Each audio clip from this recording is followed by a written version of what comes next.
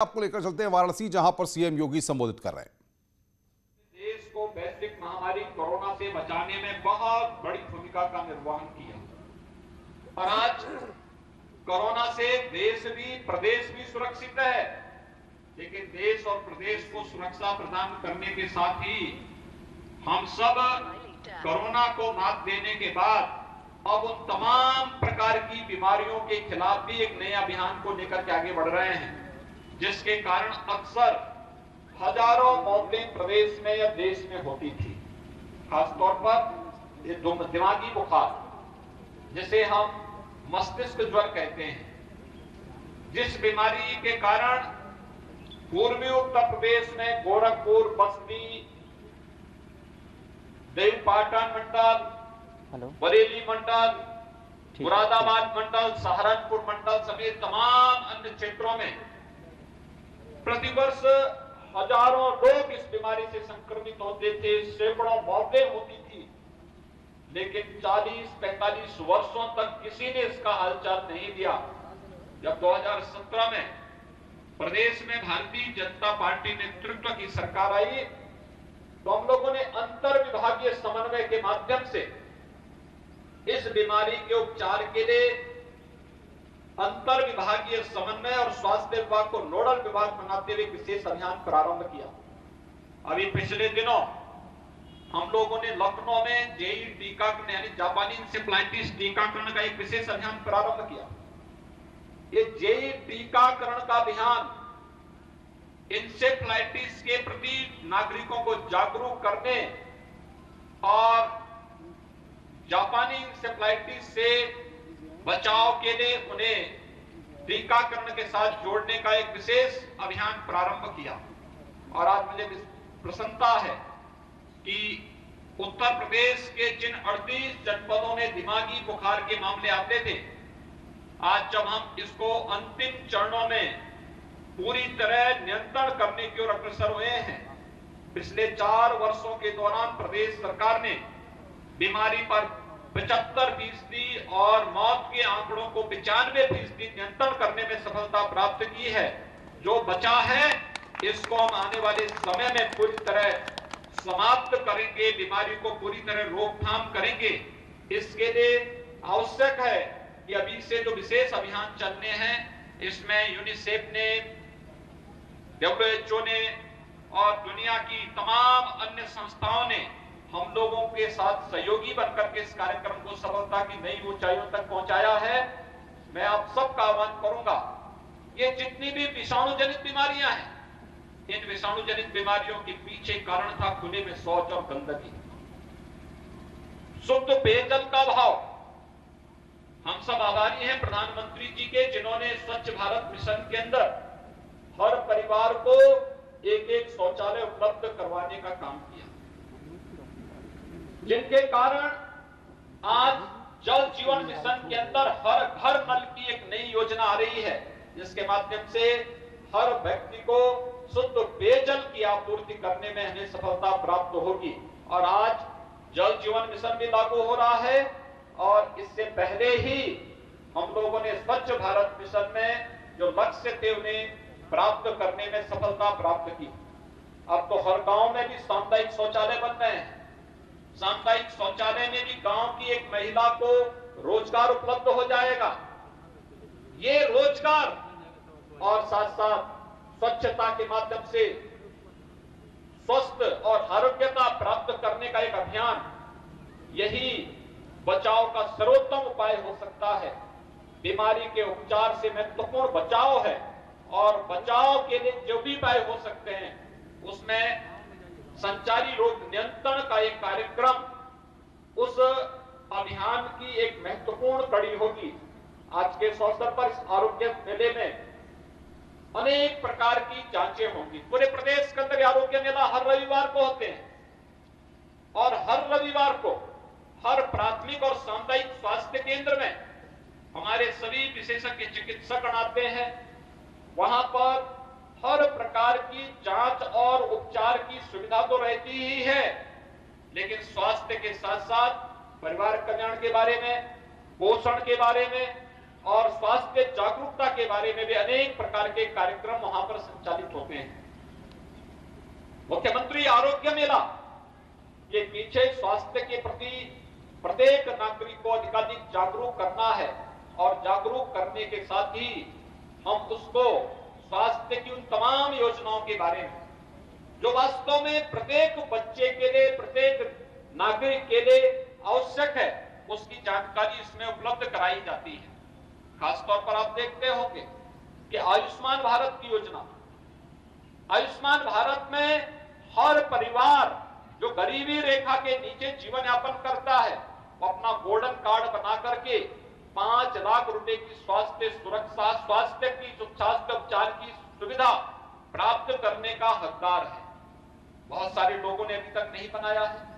मैं आह्वान करूंगा कि ये आरोग्य मेलों में ये सुविधा भी उपलब्ध है कि आप आयुष्मान भारत का कार्ड या मुख्यमंत्री जन आरोग्य योजना का कार्ड बना करके उससे सीधे सीधे लाभान्वित हो सकते हैं। मिशन इंद्रधनुष के अंतर्गत तमाम प्रकार के टीकाकरण का कार्यक्रम की जानकारी ले सकते हैं, टीकाकरण के अभियान के साथ जुड़ सकते हैं। खुशहाल परिवार दिवस हर महीने की 21 तारीख की तिथि इस दिवस के रूप में आयोजित होती है। मातृत्व वंदना दिवस, ये तमाम प्रकार के आयोजन हैं जिन आयोजनों के साथ हम जागरूक होकर के, जुड़ करके न केवल एक महिला को, एक परिवार को, बल्कि बच्चों को भी स्वस्थ और आरोग्यता प्रदान करने में एक बड़ी भूमिका का निर्वहन कर सकते हैं। मैं आज के इस अवसर पर टाटा ट्रस्ट ने 2 मेडिकल वैन भी आज राज्य सरकार को उपलब्ध करवाए हैं, जिन्हें आज यहां से रवाना किया है। इसके अलावा संचारी रोग से नियंत्रण करने के लिए प्रदेश के अंदर अलग अलग क्षेत्रों में अलग अलग प्रकार की बीमारियां गर्मी और उसके बाद बरसात में देखने को मिलती है। अगर हम नेपाल की तराई के क्षेत्र में जाते हैं तो वहां पर हमें मस्तिष्क ज्वर दिखाई देता है। हम वाराणसी और उसके आसपास के क्षेत्रों में आते हैं तो यहाँ पर उसी कालखंड में कहीं कहीं पे कालाजार भी देखने को मिलता है, कहीं मलेरिया का प्रकोप देखने को मिलता है, कहीं पर डेंगू की बहुतायत मात्रा में मरीज देखने को मिलते हैं और भी तमाम इस प्रकार के मरीज देखने को मिलते हैं जिनके लिए बचाव के माध्यम से हम उन्हें बेहतर और एक स्वस्थ और आरोग्यता प्रदान करने की दिशा में बहुत बड़ा कार्य कर सकते हैं। आज के इस अवसर पर इस आरोग्य मेला का लाभ हर सप्ताह नागरिकगण उठाएं। इस अपील के साथ संचारी रोग नियंत्रण के लिए प्रारंभ हो रहे आज के इस विशेष अभियान के लिए मैं स्वास्थ्य विभाग को और उनके साथ जुड़े हुए सभी संगठनों को, संस्थाओं को जो इस अभियान को सफलतापूर्वक पिछले 4 वर्षों से प्रदेश के अंदर संचालित कर रहे हैं, उन सब के प्रति मैं हृदय से साधुवाद व्यक्त करते हुए, उन्हें धन्यवाद देते हुए यह अभियान सफलता की नई ऊंचाइयों को प्राप्त करे और आने वाले समय में हम लोग प्रदेश से मस्तिष्क ज्वर और हर प्रकार के संचारी रोगों को पूरी तरह उखाड़ फेंकने में हमें सफलता प्राप्त हो। इस विश्वास के साथ मैं पूरे प्रदेश वासियों को आज के इस अवसर पर अपनी हृदय से बधाई देता हूं, शुभकामनाएं देता हूं। धन्यवाद। जय हिंद। परम आदरणीय मुख्यमंत्री जी, आपको हार्दिक धन्यवाद हम देते हैं आपके मार्गदर्शन के लिए और उस कुशल नेतृत्व के लिए जिसमें आपने संकल्प लिया है कि संक्रामक रोग को हम प्रदेश से समूल उखाड़ फेंकेंगे। हमने देखा है वो समय भी जब संक्रामक रोग से जूझ रहे थे हम और किस प्रकार कभी कभी हम असहाय देखते थे। हम इस देश की जो सबसे बड़ी योजना ही नहीं बल्कि विश्व की सबसे बड़ी योजना हमारे यशस्वी प्रधानमंत्री। और बातचीत करने के लिए उपेंद्र हमारे संवाददाता वाराणसी से हमारे साथ जुड़ रहे हैं। उपेंद्र, हमने मुख्यमंत्री के संबोधन को सुना, यहां पर संचारी रोगों को लेकर के सरकार कितनी गंभीर है, इस अभियान का आगाज किया गया है और क्या खास वहां पर आप देख रहे हैं?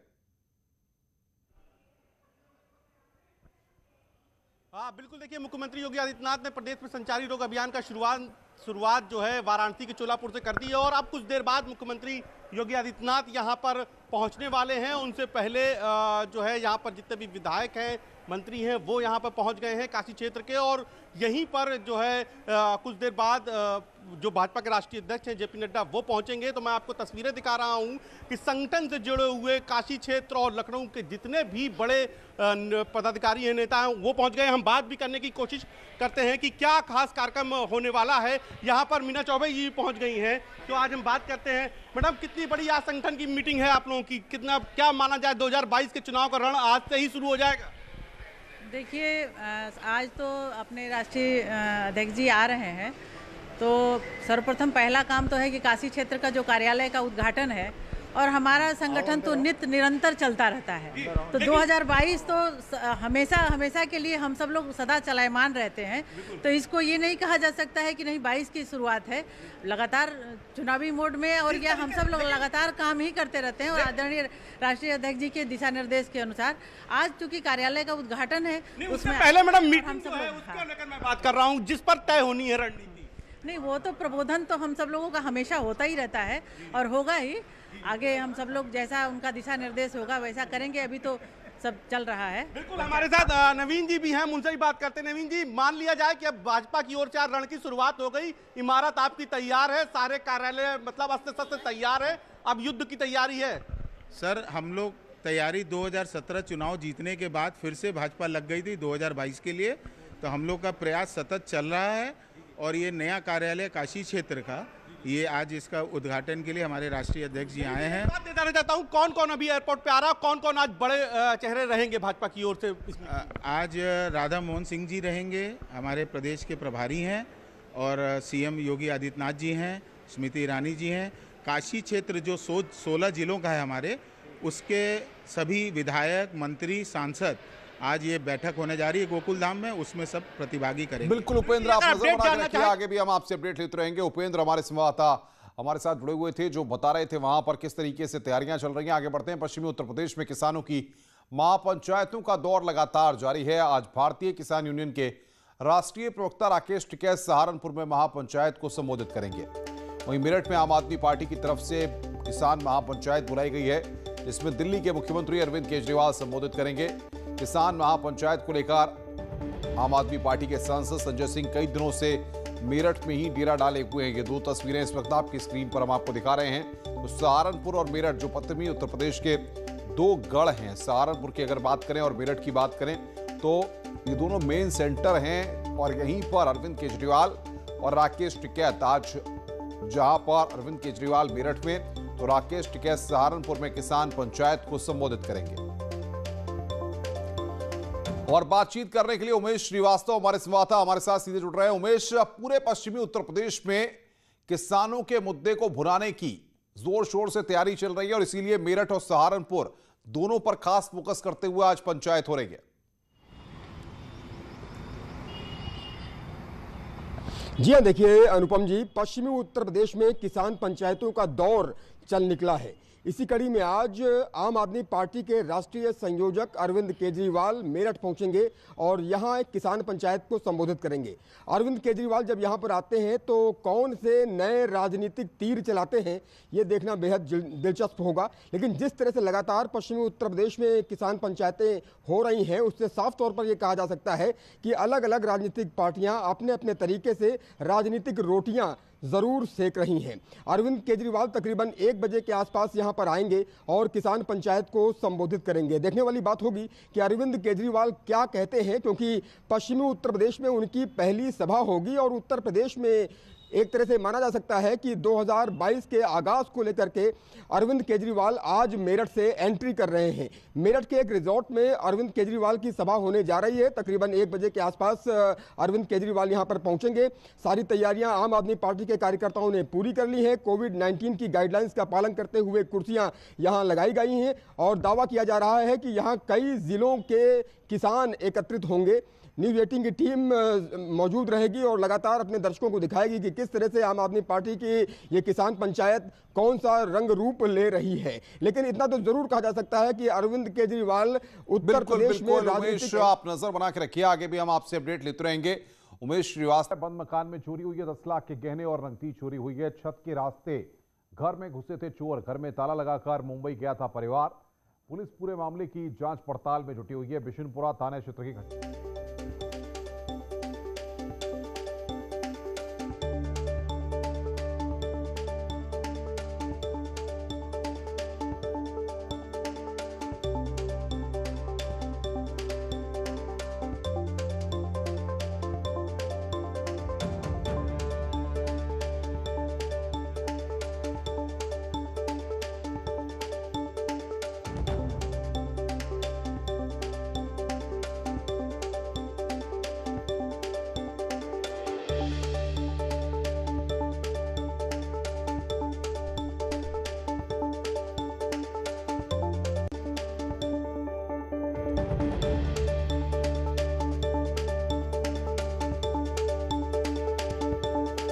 गहने और नकदी की चोरी यहां पर की गई है। छत के रास्ते घर में घुसे थे चोर। घर में ताला लगाकर मुंबई गया था परिवार। पुलिस मामले की जांच में जुटी हुई है।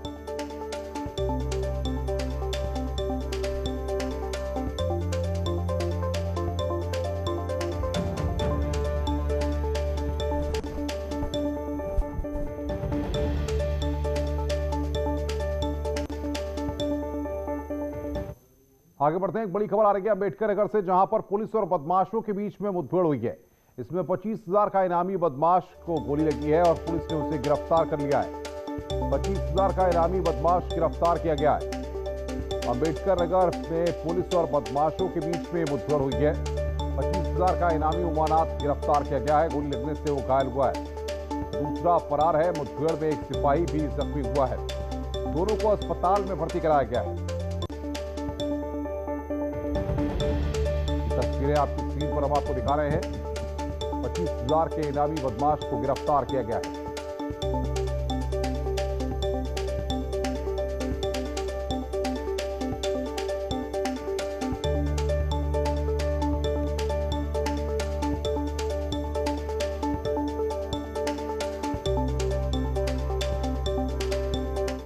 आगे बढ़ते हैं। गोरखपुर पुलिस ने मुठभेड़ के दौरान 2 शातिर बदमाशों को गिरफ्तार किया है। इस दौरान बदमाशों ने पुलिस टीम पर फायरिंग भी की थी, लेकिन पुलिस ने मुस्तैदी दिखाते हुए दोनों बदमाशों को धर दबोचा।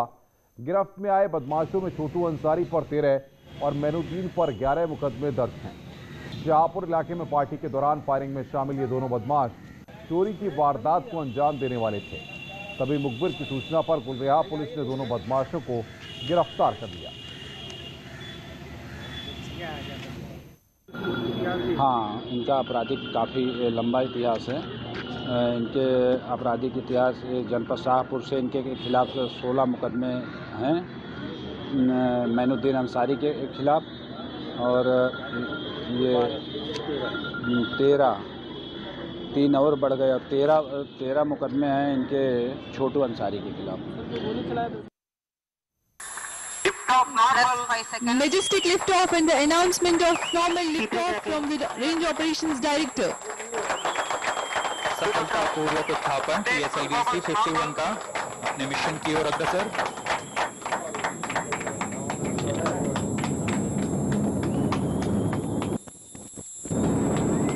19 satellites taking a ride in this mission. Amazonia 1 being the prime satellite.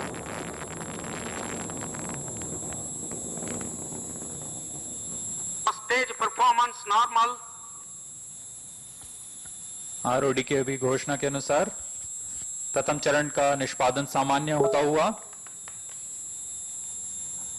अब प्रमोचन यान अपने अधिकतम गतिक दाब से गुजर रहा है। पूरे नियंत्रण तंत्र सामान्य काम करते हुए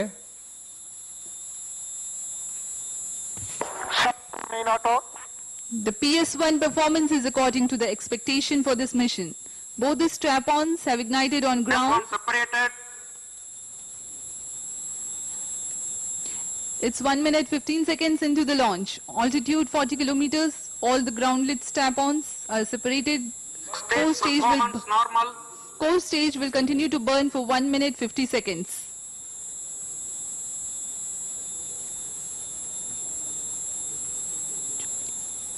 अपने निर्धारित पथ का अनुकरण करते हुए PSLV-C 51 प्रथम चरण का